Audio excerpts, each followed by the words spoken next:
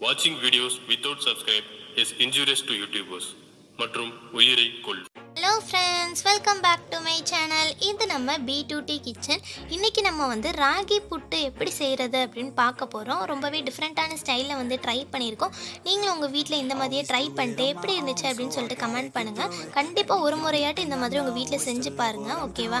இன்னும் நம்ம சேனலை சப்ஸ்கிரைப் பண்ணலாம், சப்ஸ்கிரைப் பண்ணிடுங்க. வாங்க வீடியோக்குள்ளே போகலாம். போறப்பு தான் நல்லா ருசிச்சு சாப்பிட கிடைச்சது.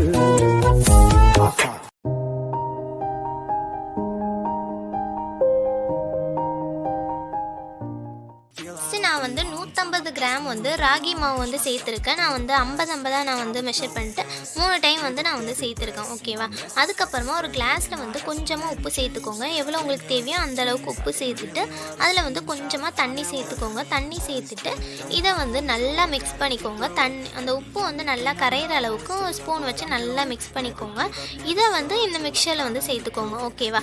எதுக்காகனா நீங்கள் வந்து உப்பு சேர்க்கும்போது அது வந்து கொஞ்சம் சில இடத்துல வந்து ஸ்ப்ரெட் ஆகாது. நீங்கள் இந்த மாதிரி தண்ணியாக சேர்த்திங்கன்னா நல்லா ஸ்ப்ரெட் ஆகும். இப்போ அந்த உதிரியாக வர அளவுக்கு நீங்கள் தண்ணி சேர்த்துக்கோங்க.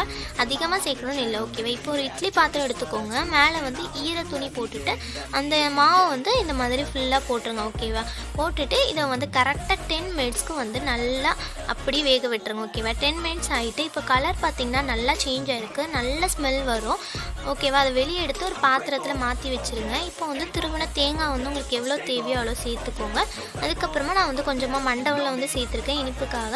உங்களுக்கு எவ்வளோ இனிப்பு தேவையோ அந்தளவுக்கு நீங்கள் வந்து சேர்த்துக்கோங்க. சீனி வந்துச்சு செய்யாதீங்க, அது கொஞ்சம் அவ்வளோ நல்லா இருந்த மாதிரி இருக்காது. நீங்கள் வந்து நாட்டு சக்கரை, மண்டவெல்லம், வெல்லம் அதை வச்சு செய்யுங்க, ஓகேவா? அதுக்கப்புறமா கொஞ்சம் சூடு ஆனதுக்கப்புறமா நீங்கள் கையை வச்சுட்டு நல்லா இந்த மாதிரி பசைஞ்சிங்கன்னா ரொம்பவே டேஸ்ட்டான புட்டு வந்து ரெடி ஆகிடும். நம்மளுக்கும் ரெடி ஆகிட்டு ரொம்ப டேஸ்ட்டாக இருந்துச்சு. நீங்களும் உங்கள் வீட்டில் வந்து ட்ரை பண்ணுங்கள்.